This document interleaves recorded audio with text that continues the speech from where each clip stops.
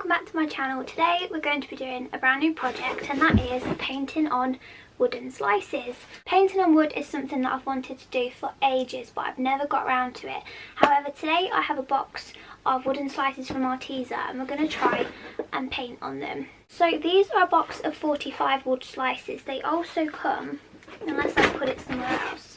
So inside the box there are 45 different wooden slices, and what I personally really like is how they are so different. Each and every one is ridiculously different. So you can get your more rounded ones, and then there's these ones for a more rusticy feel. So there's a great variety within this box. There's even some odd shaped ones like this one. I quite like that they're not perfect. They also come with a hole already drilled through the top, ready for you to thread through the twine that they very kindly provide as well. I love the grain in I just love the really natural look of them. So I'm just reading the back, and they're natural pine wood with bark, pre-sanded, polished, smooth surface and perfect for arts and crafts. They also measure between 6 and 7 centimetres each. And you get 50 feet of natural jute twine included in the box. So what I'm going to be using to paint is the Arteza Gouache. Now I've been getting on with this stuff really well. I've had these now for a few weeks and I can't stop using them. I'm absolutely in love. So I thought we could give it a go and see how they perform on wood. My thinking is Christmas is only around the corner, and a lot of small businesses, myself included, start planning what some might consider to be way too far in advance. I know I start my Christmas planning very late in the year compared to some. However, I thought because these are going to be hand painted, I wanted to give myself plenty of time to produce a few and then pop them into the shop nearer the time as Christmas exclusive gifts. As original little hand painted slices. So we're going to be trying to paint some animals on these, perhaps even some insects. We'll just see how it goes, but I'm very excited. Shall we get started?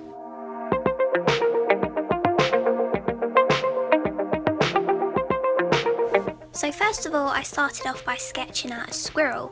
Now this was my second sketch of a squirrel because I found it really tricky to wrap my head around getting a shape and a pose to fit within the limited space, which if you've not tried anything like this before and tried to work in a really tiny space and not go over the lines, it's quite hard. It's very different from painting onto or drawing onto a piece of paper where you have plenty of space and you don't have to worry about falling off the edges.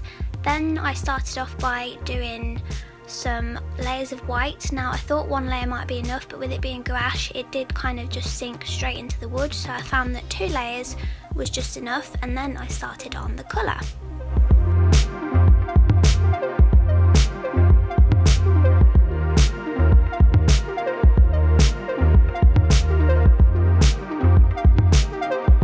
So to get a feel for the wood and how I wanted to paint onto it, because I'm still a bit of a beginner with gouache, I started to just do a bit of shading and build up the layers from light to dark, and then as I sort of progressed with the painting on the wood, I decided to do a more furry effect, so chose one of the Arteza really fine tip brushes and did lots and lots of tiny strokes, lots and lots of different colours and shades to create some depth, and I tried to do some furry hairy bits.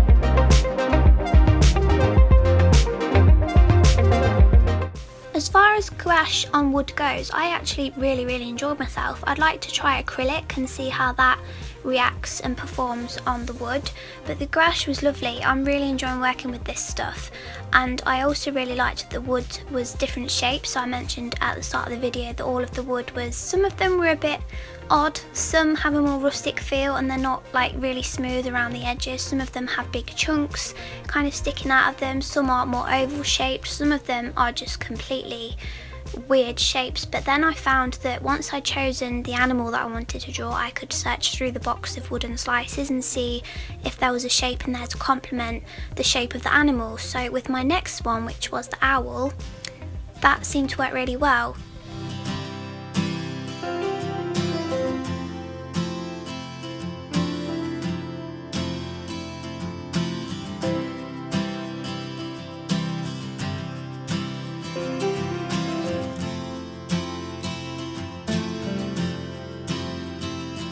So with the owl, you might be able to notice, I'm not sure if you can tell by the video or not, but the squirrel one was a lot more circular, whereas the owl was a bit more oval. And because the owl has a lot more of a wider face, this seemed to complement the shape of the owl really well. So I think this one was a good choice slice for this particular animal, and yeah, I really like drawing on them.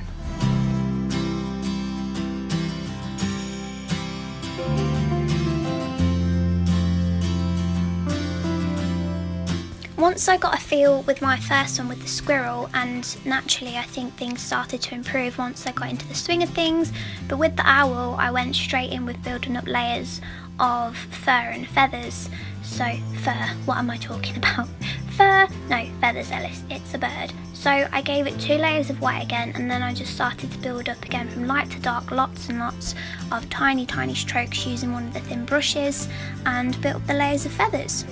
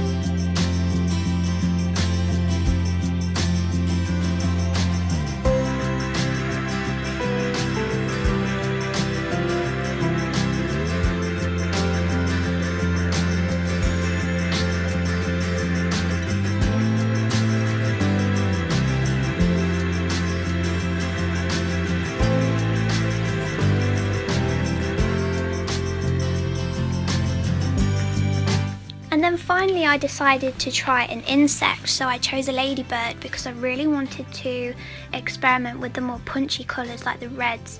Red is one of my least favourite colours, so it's a colour that I tend to avoid quite a lot.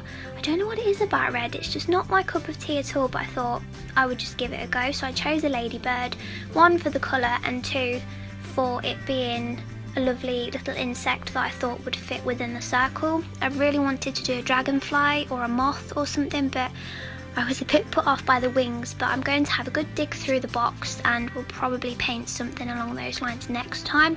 But this one turned out really well too. The only thing I didn't really like was how the white paint performed on top of the red. It did just sort of feel like the white was being really consumed by the red, so even when the red was completely dry, putting the white on top of it just made it go pink. It just like blended straight together, and I wasn't a fan of the pink.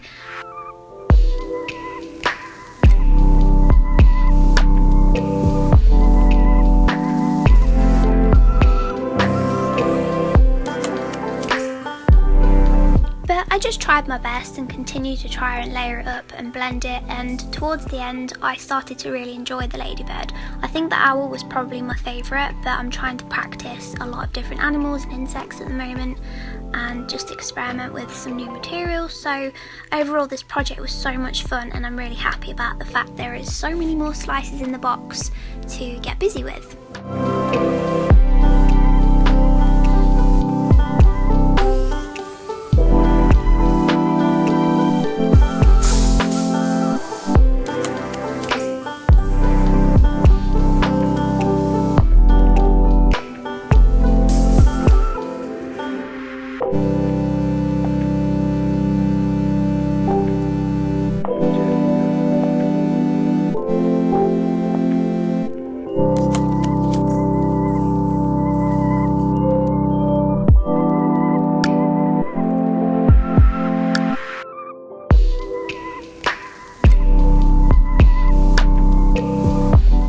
here are all of my finished slices so far. I've done 3 and I can't wait to get back on these. I really enjoyed myself and I hope you guys like them too.